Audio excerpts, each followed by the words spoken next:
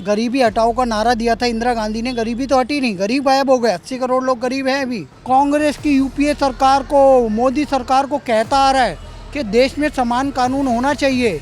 हमें परेशानी होती है अलग अलग कानूनों को देख के। आप मानते हैं कि यूनिफॉर्म सिविल कोड आने से अपराध पे लगाम लगेगी? डेमोग्राफी चेंज करके शोएब जमई जैसे लोग, पीएफआई जैसे संगठन कहते हैं कि भारत को गजवाए हिंद कर देंगे, 2047 तक इस्लामिक राष्ट्र बनाने की जो बात कर रहे हैं, ये जो आतंकी जो तकरीरें चल रही हैं, इन पे रोक लगेगी। सबसे बड़ी बात तो बाबा साहेब अम्बेडकर भी धर्म की राजनीति करते थे क्या? नमस्कार, आप देख रहे हैं सौगंध टीवी और मैं हूं आपके साथ आस्था तिवारी। जिस तरीके से अगर बात की जाए तो लोकसभा चुनाव को लेकर के लगातार रार कतरार हर चीज़ चल रही है। अब ऐसे में जहां बीजेपी को इस बात से घेरा जाता है कि बीजेपी धर्म की राजनीति करती है, अब ऐसे में हाल ही में जिस तरीके से प्रधानमंत्री नरेंद्र मोदी ने ये साफ तौर पर संदेश देने की कोशिश करी है कि यूनिफॉर्म सिविल कोड देश में लागू होना चाहिए।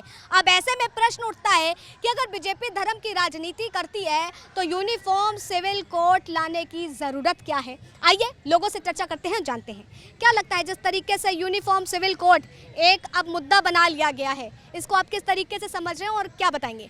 पहले तो मैं प्रधानमंत्री नरेंद्र मोदी जी और भारतीय जनता पार्टी को बधाई देता हूँ।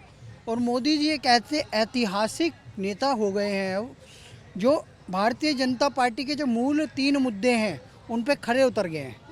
पहला मुद्दा राम मंदिर मोदी जी के नेतृत्व में बन रहा है, योगी जी के नेतृत्व में बन रहा है। कोर्ट से जीती हुई लड़ाई है।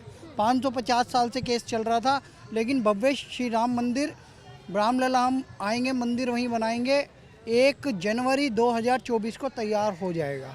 दूसरा मुद्दा 5 अगस्त 2019 डंके की चोट पे जब 303 सीटें जीत के 2019 में भाजपा आई, लोकसभा में और राज्यसभा में बिल पास करके कश्मीर से 370 का दाग हटा दिया।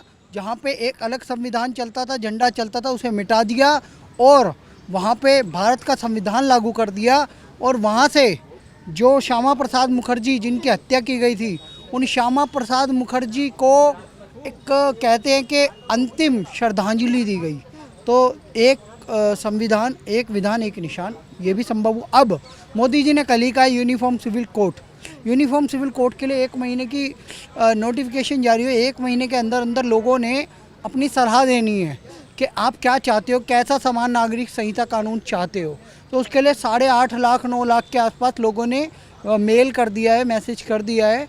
और अभी उन लॉ कमीशन के जो जज साहब है उनको मैं सुन रहा था, तो वो बड़े पॉजिटिव है, वो इस मामले में पॉजिटिव है। सुप्रीम कोर्ट कब से कांग्रेस की यूपीए सरकार को, मोदी सरकार को कहता आ रहा है कि देश में समान कानून होना चाहिए। हमें परेशानी होती है अलग अलग कानूनों को देख के। यहाँ तक कि जस्टिस बोबड़े, आपको पता है भारत का एक राज्य है गोवा, जस्टिस बोबड़े जब गोवा गए थे तो गोवा की जुडिशल प्रोसीडिंग जब उन्होंने देखी थी तो कहा था कि भारत में, पूरे भारत में ये वाला जुडिशल सिस्टम होना चाहिए। उसका रीज़न बस एक ही था, वो जुडिशल सिस्टम में यूनिफॉर्म सिविल कोड था।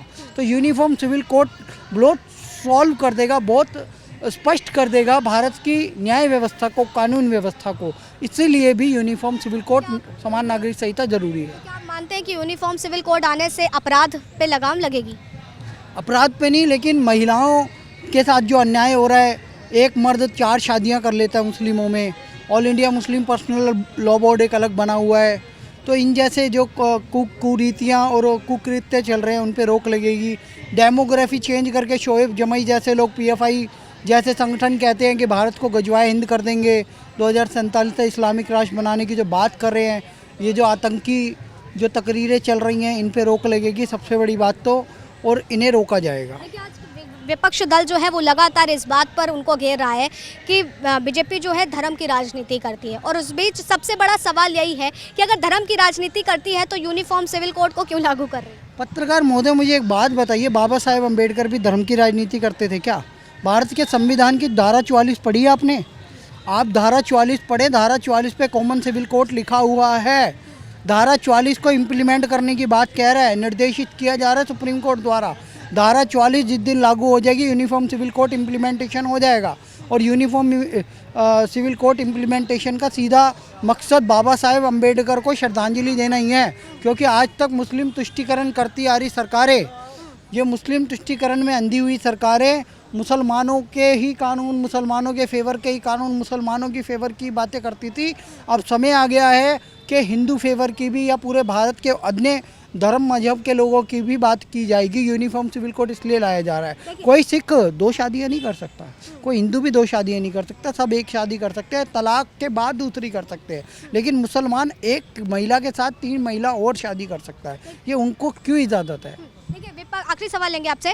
विपक्ष लगातार ये बात कह रहा है कि 2024 और लोकसभा के चुनाव नज़दीक हैं, इसलिए अब ये नया पैतरा यूनिफॉर्म सिविल कोड का लागू किया जा रहा है, जो कि एक चुनावी पैतरा है माना जा रहा है। मैडम, भारतीय जनता पार्टी के मैनिफेस्टो में मेंशन यूनिफॉर्म सिविल कोड को अगर वो पार्टी लागू करती है, ये क्या पैतरा है? क्या गरीबी हटाओ का नारा दिया था इंदिरा गांधी ने, गरीबी तो हटी नहीं, गरीब गायब हो गए। 80 करोड़ लोग गरीब हैं, अभी राशन दिया जा रहा है। क्या कांग्रेस इसकी जिम्मेदारी लेगा? अरे मैं फिर कह रहा हूँ, मोदी जी को बधाई हो, आपके कार्यकाल के दौरान ही यूनिफॉर्म सिविल कोड लागू करने की बात आई है, रिकमेंडेशन आई है और इम्प्लीमेंट भी होएगा। हम ऐसी आशा करते हैं और आपको शुभकामनाएं देते हैं। ये भारतीय जनता पार्टी के मैनिफेस्टो की मांग है। इन्होंने जनता से, हिंदूवादियों से, भारत के सब ऐसे जानकार लोगों से वादा किया था कि हम सामान्य नागरिक संहिता लाएंगे, उस वादे को पूरा किया जा रहा है। तो इसमें कोई हिंदू मुस्लिम की राजनीति नहीं है। विपक्ष वाले हिंदू मुस्लिम की राजनीति करते हैं। मोदी जी तो हिंदुओं को भी साथ लेके चलते हैं, मुस्लिमों को भी साथ लेके चलते हैं। लेकिन कांग्रेस पार्टी जब तक थी, पहले मुस्लिमों को साथ लेके चलती थी। उनके मनमोहन सिंह कहते थे भारत के संसाधनों पे पहला अधिकार मुसलमानों का है। उनके ही नेता आज तक मदरसों मस्जिदों पे ही ध्यान देते रहे, मंदिरों पे कभी ध्यान नहीं दिया। मोदी जी ने ध्यान दिया। काशी कॉरिडोर, महाकाल लोक, केदारनाथ से लेके सब। अब वो हिंदुओं के हित की भी बात करें। मुस्लिमों के तुष्टिकरण में अंधे लोग क्या करते हैं? देखो, दिल्ली में केजरीवाल मौलाना और मौलवियों को सैलरी देता है। क्या भारतीय जनता पार्टी ने कई पंडितों की सैलरी चालू करी? लेकिन अब बात हो रही है पुरोहितों की भी, ठीक है ना?